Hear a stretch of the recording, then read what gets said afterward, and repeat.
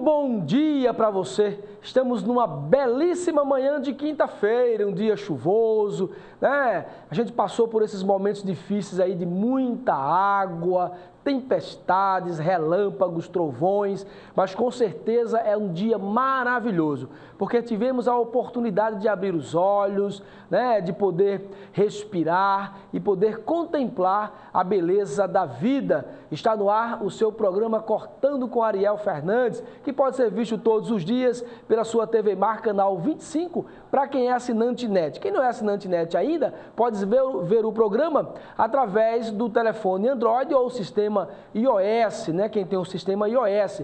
É muito fácil baixar esse aplicativo aí no seu celular e você vai estar com a sua programação da sua TV Mar, canal 25, na sua mão, na sua telinha, na varanda, na piscina, no ônibus, no carro, no trabalho, onde você estiver, você vai estar com essa oportunidade. Você também tem uma outra opção que é a gazetaweb.com. Na gazetaweb.com, além de você ver todas as notícias de Maceió, Alagoas, no Brasil e do mundo, você também pode assistir a TV Mar. Lá em cima tem o nome TV Mar. Clique ali em cima, depois clique no ao vivo e você vai estar assistindo aí o seu programa Cortando com Ariel Fernandes, tá certo? Então, a gente deseja uma quinta-feira de muita alegria, de muita prosperidade, de muita paz, de muita saúde, para você, para os seus colaboradores, para os seus vizinhos, para os seus amigos, para aqueles que estão pertinho de você, mas também para quem está bem longe de você, mas que você tem um carinho todo especial, tá certo? A gente deseja exatamente uma alegria muito grande neste dia, tá? Com certeza, muita gente cansada, né? Muita gente que foi pular o carnaval, foi para outros estados, foi para Barra de São Miguel, Barra de Santo Antônio, ficou em Maceió. Quem brincou, quem descansou e quem brincou muito com certeza está cansado, mas vai agora dar descansada nada, tem que começar a trabalhar aí, porque alguém precisa trabalhar, alguém precisa produzir, né, no nosso estado, na nossa cidade, tá bom? Então a gente deseja aí um retorno maravilhoso, de muita alegria mesmo, de muito trabalho, tá certo? E muita prosperidade, tá bom? Gente, olha, aqui no nosso programa de hoje nós vamos receber, já está aqui no nosso estúdio a advogada Elaine Pimentel.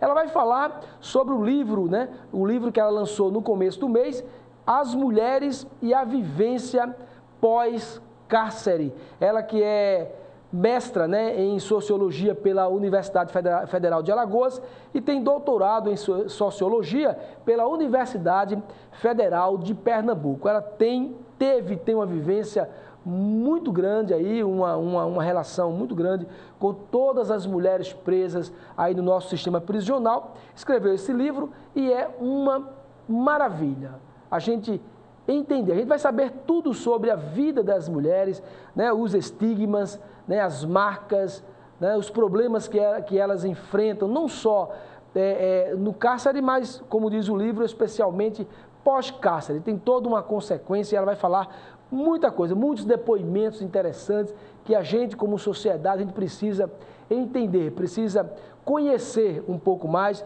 para a gente tentar também colaborar de alguma forma com a ressocialização também dessas mulheres. E você vai ver também uma reportagem sobre o bloco, né, dos garçons ali no Francês, em Marechal Deodoro. Tudo isso e muito mais no seu programa Cortando com Ariel Fernandes. Gente, com a previsão de chuva muito forte até hoje, a Coordenadoria Municipal de Defesa Civil segue alerta devido ao grande volume de chuva que caiu em Maceió. Até a tarde de ontem, a coordenadoria havia recebido 8 chamadas, né? A população pode entrar em contato com a Defesa Civil pelos telefones 0800 0306 205 e 3315 1437, também um oi 8884 2020, 8884 2020, e você pode entrar em contato aí, escreve esse número, guarda esse número aí, que a gente não sabe a hora que a gente vai precisar, tá certo? E passa aí também para os amigos, tá legal? E a gente precisa continuar com muito cuidado realmente, porque ainda pode vir chuva por aí, e há previsão de muita chuva ainda, né? E durante os 4 dias de carnaval, a Superintendência Municipal de Transportes e Trânsito registrou 39 acidentes em Maceió. De acordo com os dados, a maioria dos acidentes ocorreu na parte alta da cidade, nas avenidas Durval de Góes Monteiro e Avenida Fernandes Lima. O quantitativo é superior ao período de carnaval do ano passado, né? Quando 22 acidentes foram contabilizados pelo órgão. Então tá aí, a gente precisa, parece que todos os dias tocar na mesma tecla, né? Quem está conduzindo um veículo tem que ter muito cuidado, porque é muito carro na cidade e a gente precisa ter realmente os cuidados dobrados aí, ampliados, para que a gente não tenha ou não seja surpreendido aí com acidentes terríveis, né?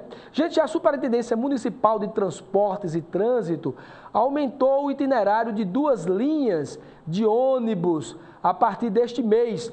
A linha João Sampaio Centro, via Farol, e a Corujão, Fernão Velho, Ponta Verde, tiveram o percurso estendido após análise técnica. Com a mudança, os coletivos passam agora pelos conjuntos Jardim Petrópolis 2 e Jardim Petrópolis 3, né, no itinerário, e além do conjunto José da Silva Peixoto e áreas próximas. O que a gente precisa saber é se aumentaram também a quantidade de ônibus. Não é só, na minha opinião, aumentar o itinerário do ônibus, é preciso também aumentar a quantidade para que as pessoas que utilizam o meio de transporte coletivo, público, precisam passar menos tempo, né, dentro dos ônibus, para que não fiquem tão cansadas, não cheguem tão cansadas no trabalho e nem voltem cansadas para casa. Portanto, fica aí também a dica, a gente precisa aumentar o número de ônibus, tá certo? De coletivos, de ônibus, porque a gente já falou aqui que o empresário me ligou e ele falando exatamente do número de 4 horas que um funcionário que mora ali próximo da Tupã, ali, aqui perto, né? Não é tão, coisa de 10, 13 quilômetros no máximo, passa em média 4 horas dentro do ônibus. Obviamente, 2 para ir, 2 para voltar para casa, e isso torna-se muito cansativo e é necessário aumentar para dar um pouco mais de dignidade aí para os nossos usuários de ônibus, tá certo? E a nossa Gazeta de Alagoas de hoje está aqui, ó. A gente já falou, né, em algumas notas sobre o temporal que causou transtornos. Eu estava desconfiado que quem provocou esse temporal foi a minha esposa, viu? Ela falou no dia anterior que ia se bronzear na piscina. Foi, amor, amanhã eu vou me bronzear. Quando ela falou que ia se bronzear, pronto, eu percebi o tempo fechando e aí caiu esse temporal. Mas foi muito forte, realmente assustou muito, relâmpagos, trovões, que eu não lembro ter visto tantos relâmpagos e tantos trovões aqui na nossa cidade, tá certo?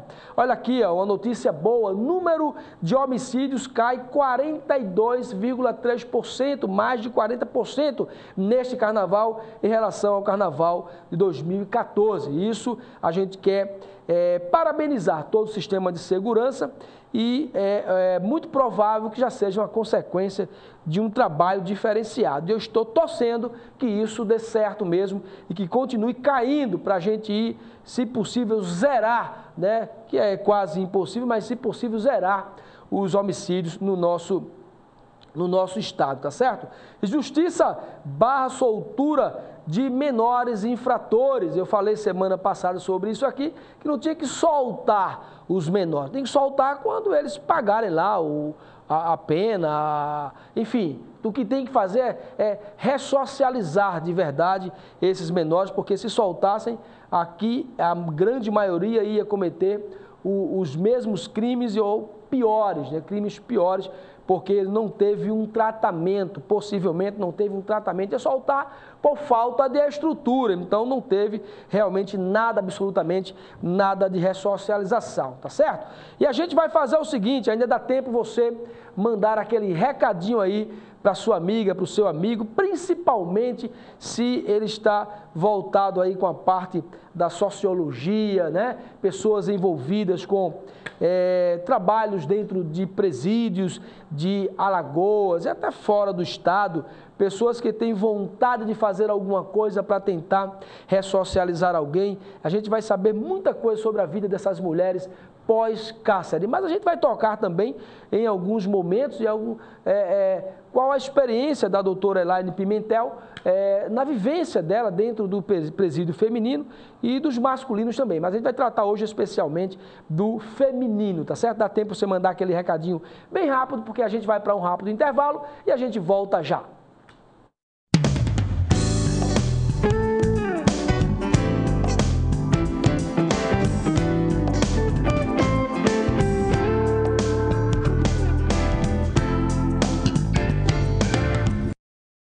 Somos a Valbrinq Parques Infantis, com toda a linha de playgrounds e brinquedos diretos da fábrica. Em madeira, plástico e ferro para escolas, condomínios, loteamento, conjunto residencial, clubes, etc. Dê um presente para muitos anos. Venham nos conhecer. Estamos localizados na principal do bairro do São Jorge, próximo ao posto da Raicom. Loteamento Parque Miramar, São Jorge. Fones 3241-1337 e 8882-2353.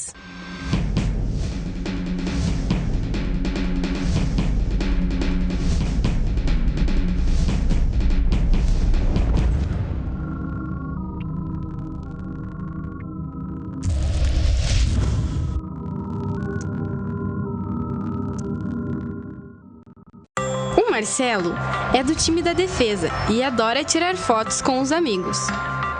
Mas ele sabe que nem toda foto é legal.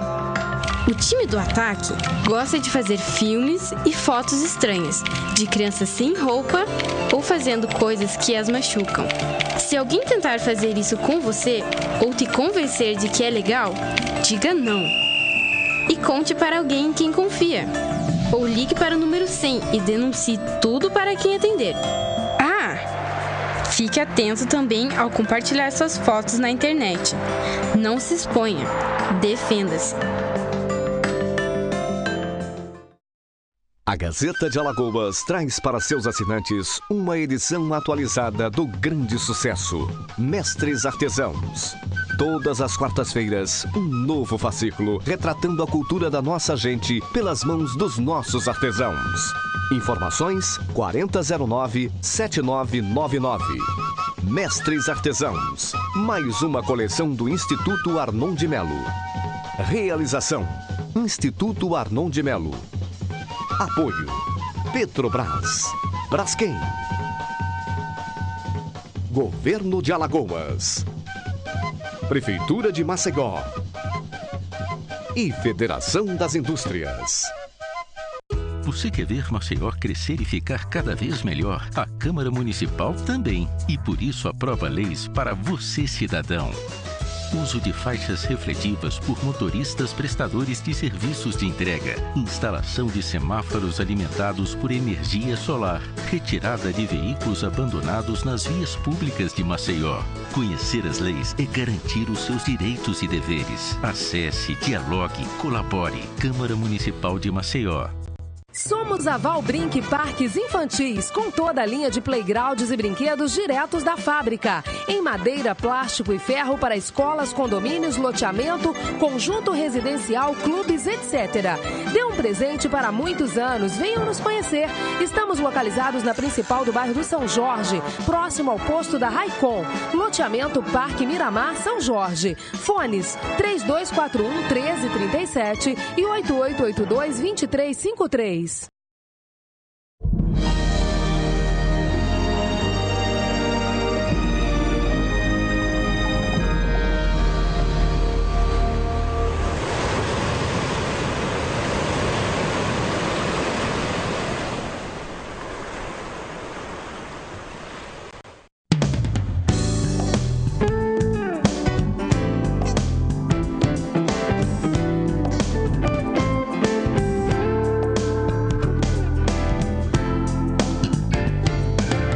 Pois é, estamos de volta. Eu quero aproveitar e mandar um abraço para o doutor Tiago Pinheiro, né? Ele deve aí estar nos assistindo, que está sempre nos assistindo. Quando ele tem tempo, logo cedo pela manhã, vou estar aí assistindo aí o teu programa, ele sempre fala dos entrevistados, então um forte abraço para ele, muito obrigado pelo carinho e pela audiência, tá certo? Gente, as fortes chuvas, né, que atingiram Maceió, deixaram várias ruas alagadas. Segundo o Corpo de Bombeiros, ontem, 2 árvores foram derrubadas com um temporal nos bairros da Jatiuca e Ponta Verde. Além disso, parte do teto da Praça Multieventos foi derrubado pelo vento, tá aí essa imagem, né? E de acordo com a Coordenação Municipal de Defesa Civil, as chuvas em Maceió ultrapassaram o previsto para o mês de fevereiro. Foi muita chuva mesmo, tá aí a situação e é algo realmente que a gente deve dobrar os cuidados mesmo, né? A gente pede que as pessoas, principalmente se voltar a chover, que vai voltar, a previsão é que tenha mais chuvas, que tenham realmente cuidados aí, dobrem os cuidados, não corram riscos, se perceber que a casa está correndo algum tipo de risco, né? E, enfim, dá uma ligadinha, saiam de casa, porque é melhor, muito melhor, incomparavelmente melhor a vida, né? Do que o bem material, do que a casa. Agora, olha aqui, ó. Há 15 anos, o Bloco dos Garçons desfila pelas ruas da Praia do Francês, em Marechal Deodoro, né? Ontem o bloco arrastou milhares de pessoas e aí para fechar exatamente o carnaval, com muita festa, o carnaval de 2015. Aí o nosso repórter Viderlan Araújo traz mais informações. Vamos ver.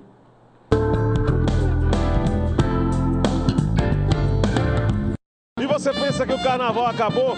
Pelo menos para os garçons, não, aqui de Marechal Deodoro. Há 15 anos o bloco sai e arrasta uma multidão nesta quarta-feira de cinzas, né? Todas as quartas-feiras. Chega o momento do garçom cair na folia. A turma que trabalha durante o carnaval, né, incansavelmente, chega na quarta-feira de cinzas com muita disposição para poder falar melhor conosco a respeito da importância desse bloco dos garçons.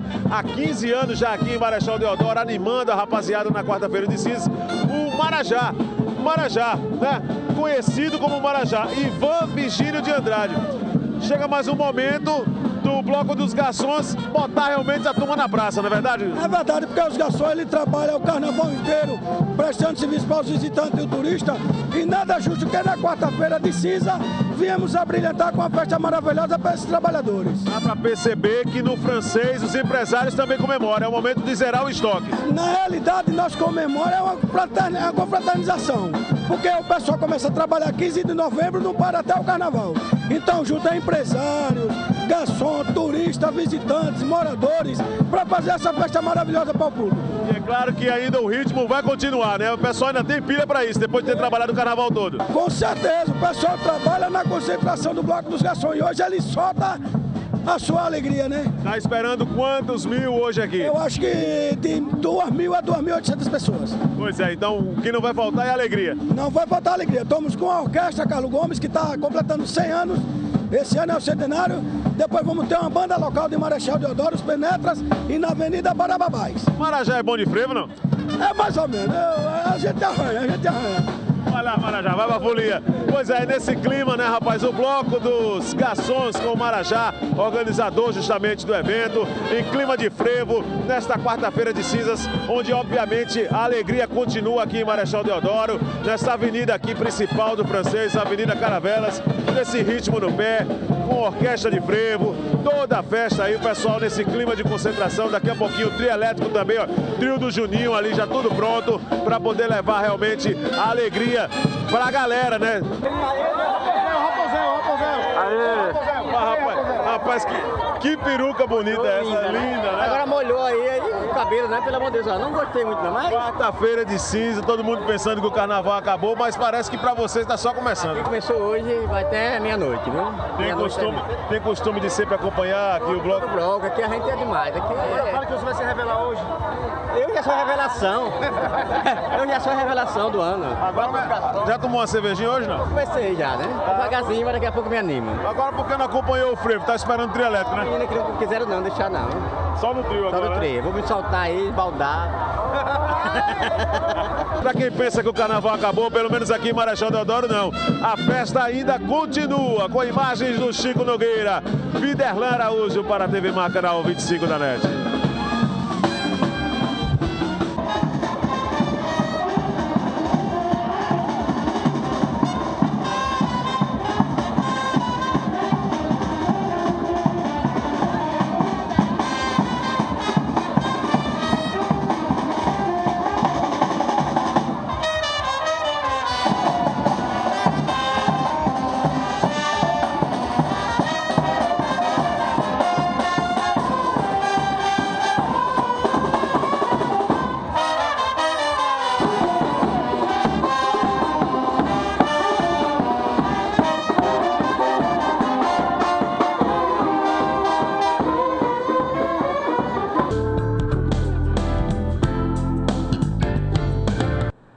Pois é, o importante é brincar, né? E a gente viu aí que os crimes nesse carnaval caíram mais de 40%, e isso a gente fica muito feliz, né? Fica muito feliz. O importante é brincar, tá aí os garçons, né?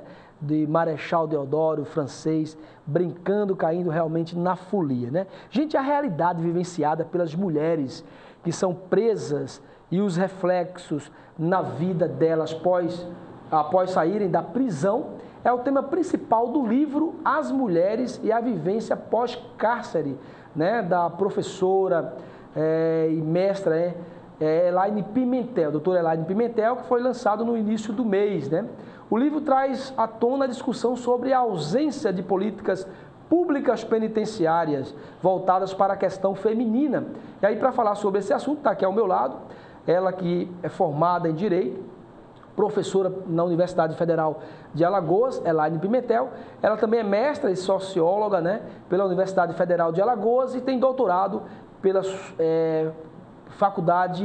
Universidade Federal de Pernambuco também em Sociologia. Portanto, tem todo o gabarito mesmo, todo o conhecimento para falar do assunto. Agora, como é que surgiu, doutora Elaine, a ideia de escrever esse livro? Seja bem-vinda, bom dia. Bom dia, Ariel. Obrigada pelo convite, pelo espaço. Esse tema da vida pós-cárcere surgiu, na verdade, em outra pesquisa que eu fiz. A minha pesquisa de mestrado foi sobre a vida das mulheres na prisão, as mulheres que cometiam tráfico de drogas, que eram condenadas por tráfico de drogas. E durante a escuta... Licença, só as mulheres que eram condenadas por tráfico? Por tráfico, certo. Naquele livro, naquele momento. Certo. Né? E essa pesquisa foi feita em 2004 e 2005, nesses 2 anos que eu fiz o mestrado em Sociologia. Naquele momento, meu interesse era o tráfico de drogas. Mas, durante a escuta nas entrevistas, me inquietava muito a afirmação das mulheres de que tinham medo do futuro, como seria a vida depois da prisão. E aquilo lançou uma semente para que, em outra oportunidade, eu fizesse uma pesquisa acerca da vida pós-cárcere. Então, quando eu fui fazer o doutorado na Universidade Federal de Pernambuco, eu lancei essa temática e me aprofundei no estudo da vida pós-prisão. Aí já não era mais apenas com relação às mulheres traficantes, mas com todo tipo de crime cometido e todo tipo de experiência. Interessante. Então, a ideia do livro, né, recém-lançado foi exatamente fruto também de um outro estudo, né, de um outro levantamento, porque as mulheres expressavam assim uma preocupação. E agora, depois que eu sair daqui, exatamente, como é que vai ser a minha vida? Né? Deve ser. Eu não queria muito estar também na sua pele nessas entrevistas, nesse contato, porque deve ter muitos momentos de muita emoção. Né? A construção de uma pesquisa científica, quando a gente faz a pesquisa do ponto de vista sociológico, isso é uma coisa que a sociologia nos dá. Há uma relação que se estabelece entre pesquisador e pesquisado. Né? Então aí realmente surge uma relação. De alguma maneira é preciso ter uma confiança, porque as pessoas vão abrir os livros das suas vidas para contar coisas muito íntimas e é preciso ter uma confiança. Tanto é que, metodologicamente, eu tomei a opção de, em alguns casos que eu achei necessário, entrevistar a pessoa mais de uma vez. Então, não foi um encontro esporádico, foram vários encontros em que eu pude explorar, debater, levar para casa, refletir e voltar, tratar de outros temas e aprofundar essas questões relacionadas à experiência na prisão e pós-prisão. Que marcas a prisão deixa na vida dessas mulheres e que elas vão carregar para o resto das vidas. Né? Interessante, interessante. Agora, eu estava vendo no seu livro que a faixa etária da maioria, né, das mulheres presas é de entre 21 e 30 anos. Continua ainda? Esse é o número ainda, as idades dessas mulheres presas? Continua. O perfil da população carcerária brasileira como um todo, tanto masculina quanto feminina, tende a baixar. Né? Então, essa é a faixa etária dos presídios do Brasil. E tende a baixar ainda? Tende a baixar, porque a gente tem hoje mulheres condenadas com 19, 20 anos, com 18 às vezes, quando o crime aconteceu logo após completar 18 anos e a condenação é mais rápida, enfim. Então, há uma população realmente muito jovem e isso é preocupante, porque isso revela que há uma ausência muito grande de políticas de prevenção à criminalidade para a juventude. Interessante. Eu vejo que vi no livro, né, a senhora falando também com relação ao nível social. Qual o nível social da maioria dessas mulheres? Também é um nível social baixo, né, uma escolaridade baixa. São mulheres que trabalham em empregos normalmente de caráter doméstico, que não exigem escolaridade e conhecimentos técnicos. Então, são empregadas domésticas, pescadoras, marisqueiras, trabalhadoras rurais, cuidadoras. São pessoas que trabalham no mercado informal, no comércio informal. Então, a escolaridade realmente é muito baixa. Então, elas ficam realmente no campo da economia informal e, às vezes, o envolvimento da criminalidade tem a ver com essa condição socioeconômica baixa. Interessante. Agora, eu estava falando para minha esposa, que ela também lida com algumas pessoas, tanto dentro quanto fora, né? Algumas mulheres. E ela até me fez aqui uma pergunta, como é que a família recebe essas mulheres, né, quando elas pagam suas penas, como é que a família recebe? Pois é, esse foi um dos aspectos estudados na pesquisa, né? Na verdade, foram duas vertentes para entender a complexidade dessa relação da vida pós-cárcere. Primeiro, a dimensão familiar afetiva. E depois o mercado de trabalho. Então, foram duas fortes vertentes analíticas durante a pesquisa. O aprisionamento, ele leva naturalmente à fragilização e, às vezes, ruptura de laços afetivos. Então, por exemplo, é muito comum, e esse relato é bastante corriqueiro, que os companheiros abandonem as mulheres no momento da prisão. Ou, às vezes, eles também estão presos, né? Certo. Mas quando não estão presos, a dificuldade de lidar com a ausência da companheira faz com que ele se envolva com outras mulheres, enfim, construa nova vida e há essa situação de abandono. Os filhos, quando muito pequenos, tendem também a perder esse vínculo com as mães, porque às vezes não tem quem leve ao presídio para fazer a visita e também não é bom que as crianças estejam o tempo todo no presídio. Aí fica na casa de uma tia, de uma avó, de um conhecido, de alguém de uma pastoral, de uma igreja. E são comuns os relatos de que quando elas saem da prisão, os filhos já não reconhecem mais, não chamam de mãe, não sabem quem é aquela mulher. Isso é comum? Isso é muito comum. Há vários relatos no livro.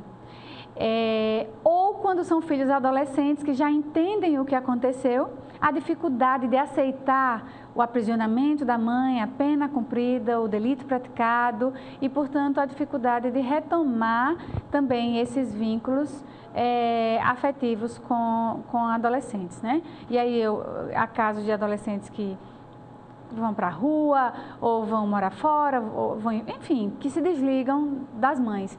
Então, o lado afetivo é um lado muito sofrido com o aprisionamento.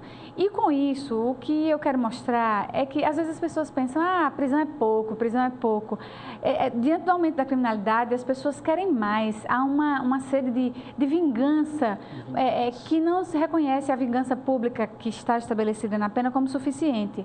E o estudo vai demonstrar que a pena é, sim, um grande sofrimento. O aprisionamento é um grande sofrimento. Estar no cárcere é uma dor muito grande. Não apenas pela liberdade, você não tem liberdade para ir para um lugar, para outro, para comer o que quiser, para dormir a hora que quiser. Isso já é muito duro, mas os laços afetivos são rompidos. E essa é a dimensão mais difícil do aprisionamento, em particular do aprisionamento feminino. O livro leva as pessoas a entenderem um pouco mais e perceberem que a prisão já é uma forma dura, árdua, né? De pagar pelo aquele crime, né? E eu fico pensando, nos últimos anos, especialmente, que nós, sociedade, né?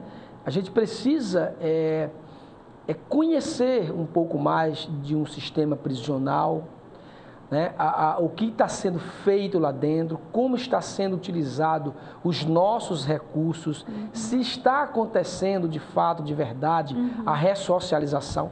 Porque se não tivesse dinheiro, não, vamos tirar o dinheiro aqui da merenda, da educação, da saúde, vamos... Não, mas tem dinheiro para isso, tem recursos para isso. O que precisamos é de pessoas comprometidas. Agora, eu estava vendo também no livro, que a senhora fala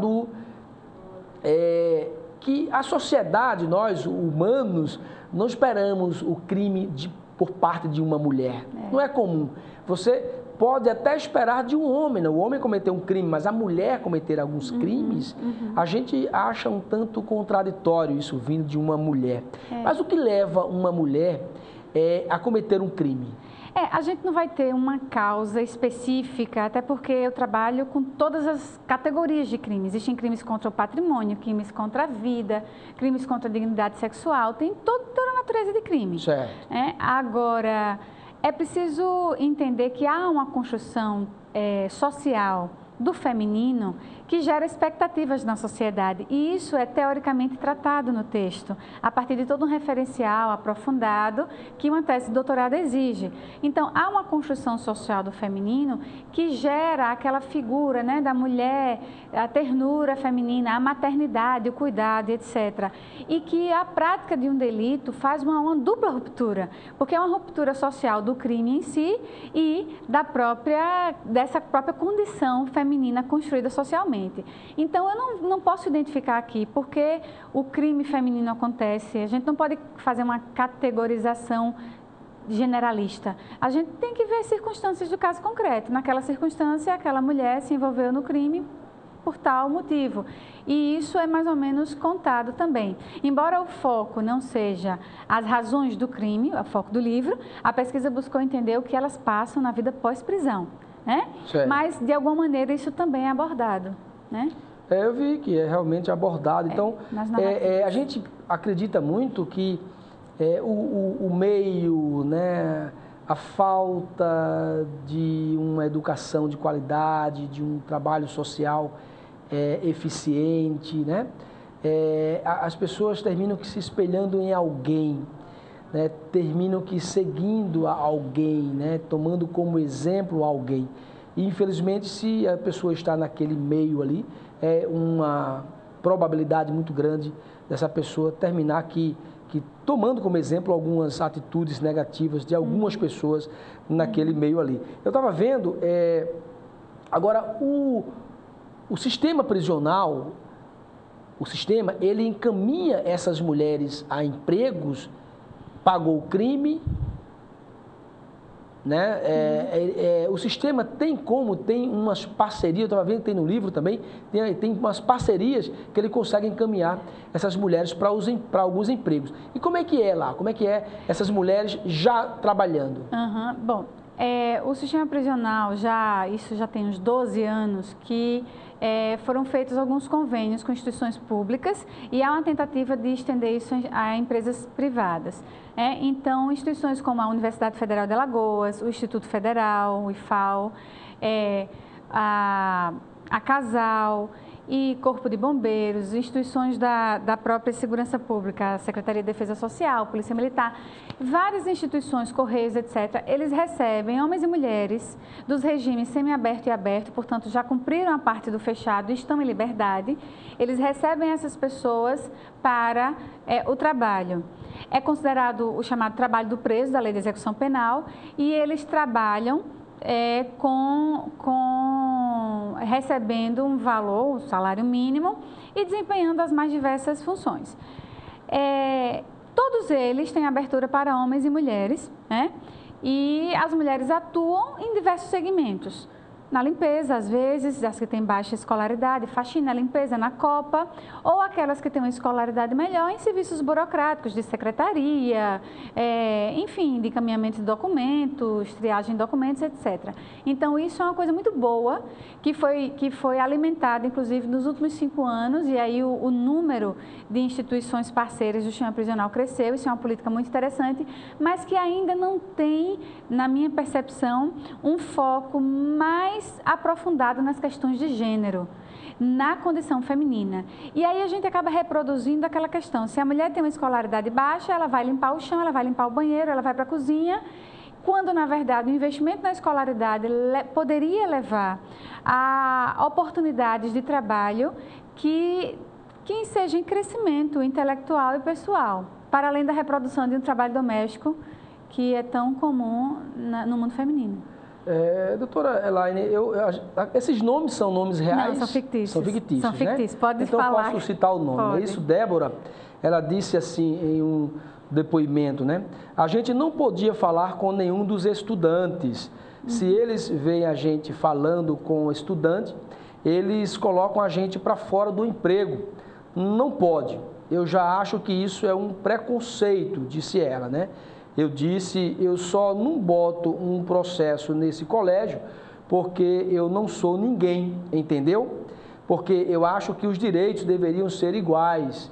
Um chefe lá do colégio me proibiu de falar com você, me proibir de falar com você, ela dando exemplo com a pesquisadora, né? Acho que isso não existe, não pode dar nenhum oi, nenhum bom dia. Então, isso é comum quando essas mulheres elas já estão lá no emprego. Existem algumas lideranças daquela empresa que proíbem dela ter um contato? Pois é, isso foi um relato específico, mas que foi reproduzido pelas 4 mulheres que trabalhavam nesse mesmo lugar, né?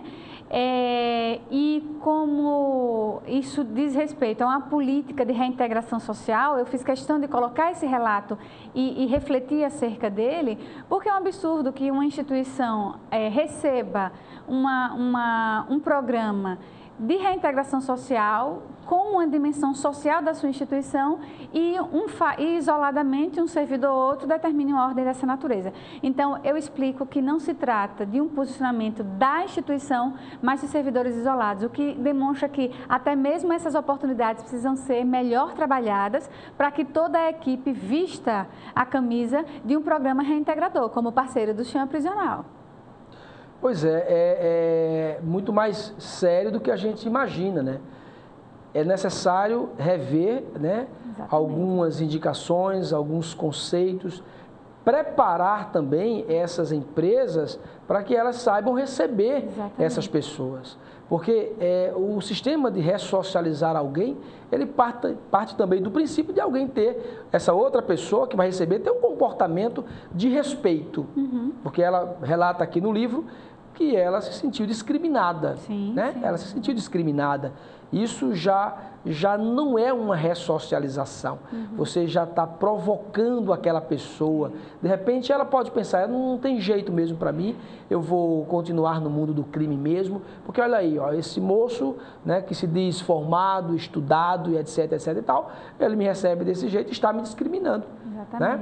Então, é necessário que o governo tenha algum tipo de incentivo para as empresas privadas receberem detentos, ex-detentos? Existe uma lei estadual, que se eu não me engano é de 2010, mas é uma lei que carece de regulamentação e nunca foi regulamentada. Eu não sei agora de cabeça aqui o número da lei, mas eu tenho esse registro. E isso é uma tentativa grande, já houve várias negociações com a Casa da Indústria, né? E eles tentaram, digamos assim, sensibilizar a iniciativa privada para que eles entrem também nesse circuito de reintegração social. Isso é muito importante, mas tem diversas barreiras. Esse caso, por exemplo, que você cita, né? Ele demonstra isso, que o gestor maior deseja implantar, mas como as instituições são grandes e têm diversos servidores, não há uma aceitação plena e uma dedicação plena. Então, é preciso sensibilizar, trabalhar para que as pessoas que atuam na instituição realmente participem disso como um programa reintegrador. Doutora, o livro As Mulheres e a Vivência Pós-Cárcere fala de indicativos de reconstrução. Quais são eles? São todos esses que a senhora está citando aí? Exatamente, porque muito embora a prisão deixe marcas muito fortes, eu busquei demarcar aquilo que representa a virada a guinada, o desejo de melhorar. Então, de recompor relações afetivas, de voltar ao mercado de trabalho. Porque imagine uma mulher, assim como para o homem também, mas uma mulher que trabalha em serviços domésticos, como cuidadora, babá, empregada doméstica, uma carta de recomendação ou qualquer registro que conste que ela cumpriu a pena privativa de liberdade. É aquela velha pergunta que já me fizeram muito. Você quer uma ex-presidiária tomando conta do seu filho? Você quer uma ex-presidiária na sua casa? Então, vencer essas barreiras é muito difícil. Realmente é muito difícil. Essa marca é uma marca que exclui essas pessoas do mercado de trabalho. Então, é outra dimensão que é abordada profundamente na pesquisa, que é essa dimensão do mercado de trabalho. Então, é preciso uma política, assim, muito vasta para que isso seja vencido. Eu estava pensando também que a gente fica imaginando o sofrimento também dessas mulheres presas. Eu vi alguns depoimentos de algumas que disse, eu falo com a minha filha todos os dias, mas já tem 8 anos que não a vejo. Uhum. Então, eu não lembro, tinha um nome também fictício, uhum. Joana, Sim. O nome dela, Joana, e ela disse que já tinha 8 anos que não via a filha, né, que já estava crescendo, e por telefone falava para a mãe ter cuidado com a menina, com as saídas, cuida da minha filha, enfim. Isso deve ser muito triste para uma mulher, né, que tem toda a característica da mulher, da mãe, da companheira, saber que os filhos estão sendo criados com outras pessoas. Exatamente. E é isso que, quando a gente diz que a pena, ela é um sofrimento em si, porque ela não é só a privação da liberdade, mas ela é a privação das relações afetivas, dos vínculos, da sua identidade de trabalho também. Então, há outra dimensão que aí ela vai aparecer de uma forma reflexiva, mas é uma coisa que eu ainda quero estudar mais, talvez numa próxima pesquisa. É como sofrem os filhos com aprisionamento. Né? Porque aí vai mostrar, tem relatos, por exemplo, que as mães me contando que quando os filhos vão visitar, na hora de ir embora, se seguram nas grades, não querem ir embora porque querem ficar com a mãe. Então, é um sofrimento muito grande. A pena vai além da pessoa do condenado. O princípio da intranscendência que está na Constituição Federal, na legislação como um todo, ele, na verdade, é uma ficção jurídica. É lindo, né? Que a pena não passará da pessoa do infrator, mas não é verdade. Todos os que estão ao redor de uma pessoa que cumpre pena, de alguma maneira, são penalizados. São presos. E de alguma maneira são presos. Isso é mortificação, a senhora fala muito de mortificação do self, né? O que é exatamente isso? Essa expressão self é uma expressão que, num primeiro momento, a gente poderia traduzir como eu, mas ela é mais complexa, quer dizer, autoidentidade. Certo. Então, eu trabalho uma teoria a partir de um autor chamado Erving Goffman, que discute a construção da identidade e, portanto, a perda da identidade. Os processos de perda e deterioração da identidade, que é o self, a autoidentidade. Então, essa mulher que é mãe, que é cuidadora, sustenta a família, etc., esposa, companheira, que tem uma identidade do mercado de trabalho e ela perde isso pelo aprisionamento. A identidade que passa a ser a mais forte é a identidade de criminosa ou prisioneira e depois ex-presidiária. Isso são marcas, estigmas, que Goffman também trabalha com esse conceito de estigma, que ficam nas vidas dessas mulheres. Então, eu trabalho com essa categoria analítica de uma maneira mais aprofundada e, a partir dos relatos, eu vou demonstrando como, de fato, essa teoria encontra respaldo na realidade.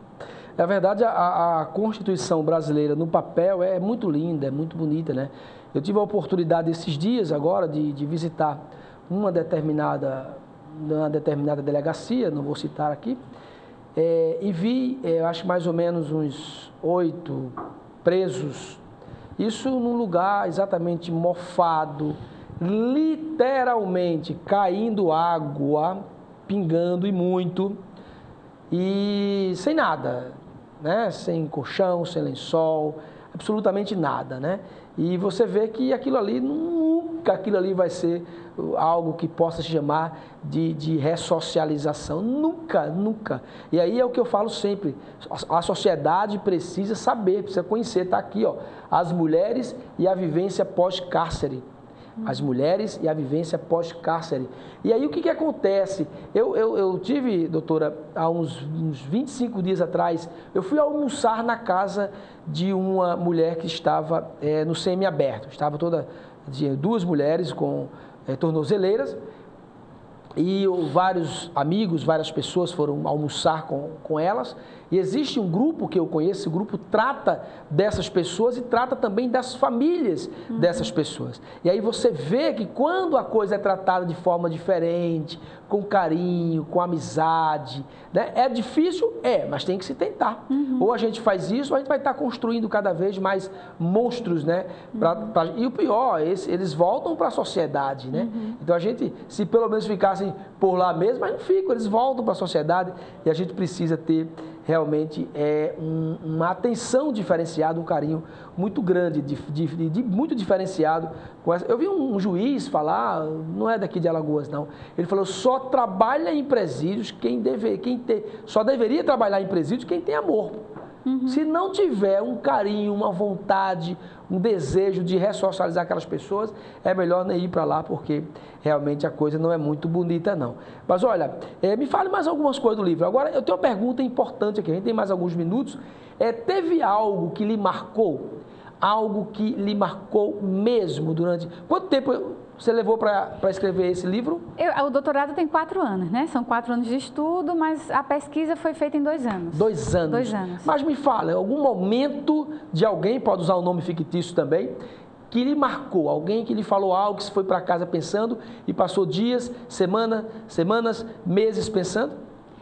Todos os relatos foram muito marcantes, né? Todos os relatos têm algo de impressionante, de sensibilizar, enfim. Me marcou muito, vou dar 2 exemplos, né? Um deles é que eu falo um pouco também de como o aprisionamento tem um impacto no corpo das pessoas, nas dores, no adoecimento. Então, o aprisionamento causa adoecimento. Ele causa... adoecimento da alma. Da alma, mas do corpo também. Dores de cabeça, dores de coluna e também atrofia muscular. Porque no espaço penitenciário, as pessoas que estão ali não caminham muito.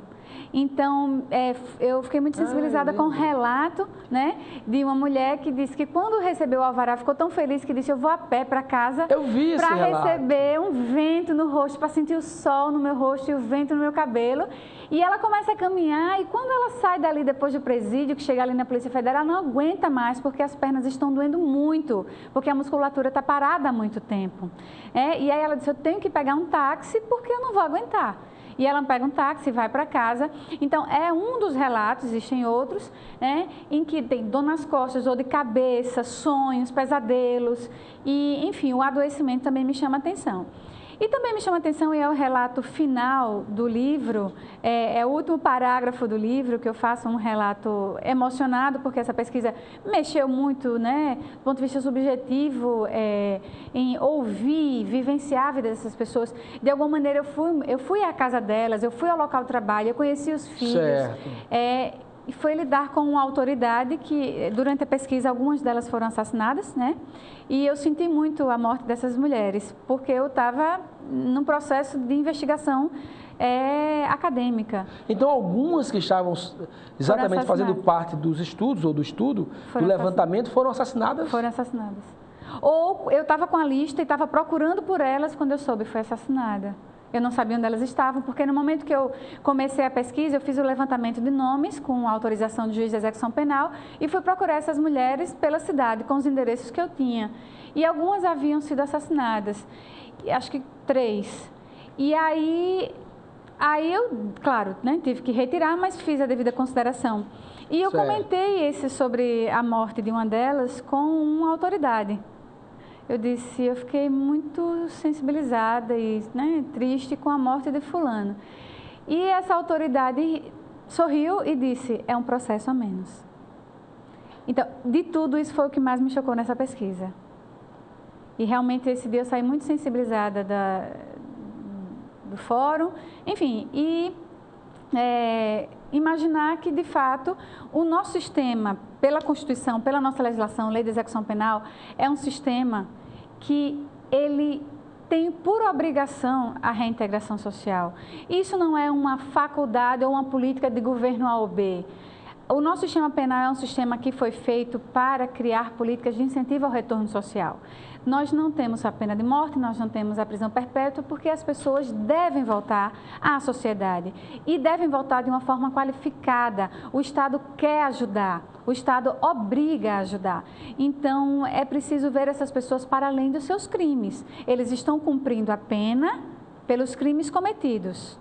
Mas é preciso ir além no processo de reintegração social. E eu espero que esse livro seja um caminho reflexivo para que as pessoas pensem nesse sentido. Doutora, eu tenho uma expressão que eu li em um certo livro, não lembro qual, que se eu tenho pena, eu vou fazer minhas as palavras e vou modificar algumas coisas. Eu tenho pena do cabeleireiro que vive só para cortar cabelo. Uhum. Eu tenho pena do advogado que vive só para defender. Eu tenho pena do juiz que vive só para condenar. Eu tenho pena do promotor que vive só para acusar. São pessoas que não conseguem. Imagina uma expressão dessa. Sorriso é um processo a menos. São pessoas que possivelmente nunca visitaram presídios, conhecem das leis, mas não exigem que elas sejam aplicadas. Não é aplicar punindo, não, só não.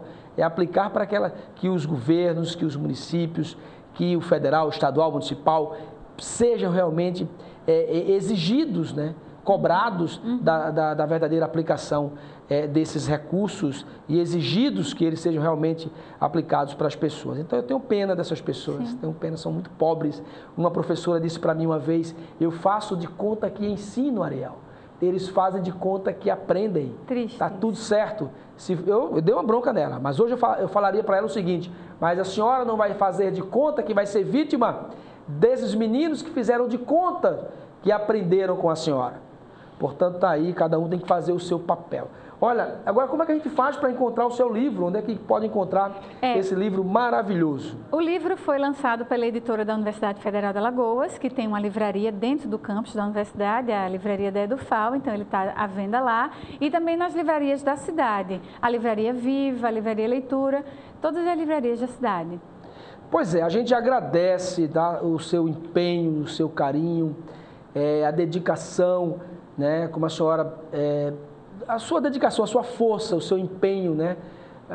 O seu entendimento voltado para algo tão nobre e que a sociedade possa também entender, que as empresas possam até cobrar do próprio governo um meio de incentivo aí fiscal para que essas pessoas possam absorver essas ex-presidiários dentro das suas empresas. Tá? Começa, se esforce. Se esforce para poder realmente absorver essas pessoas em casa. Olha, gente, o nosso programa ele pode ser visto agora também pelo canal do YouTube, tá aí. Você vai ver como você fazer para assistir todo e qualquer programa aí da sua TV Mar, canal 25, né, Bruno? Tá aí, a gente vai ver exatamente. Aí você pode fazer isso. Doutora Elaine Pimentel também pode para o pessoal pedir para o pessoal entrar no canal do YouTube, TV Mar, canal 25, e assistir o programa. A partir das 14 horas já vai estar livre aí no YouTube toda a programação de hoje de manhã da TV Mar, canal 25. Mas, gente, o Cine da Prefeitura de Maceió está com atendimento ao público suspenso hoje e amanhã para uma capacitação interna dos colaboradores. O Cine da Prefeitura, que fica ao lado da estação ferroviária ali no centro de Maceió, só retomará o atendimento ao público na segunda-feira, dia 23. Muito obrigado pelo seu carinho, obrigado por permitir que a doutora Elaine Pimentel pudesse estar na sua casa por alguns minutos, a Ariel Fernandes também, toda a equipe da TV Mais estivesse aí por alguns minutos, mas você não vai pegar nesse controle agora, porque você vai ficar na companhia do amigo, do querido Wilson Júnior com a Vez do Povo. Obrigado e até amanhã, se ele, Papai do Céu, nos permitir. Tchau, tchau.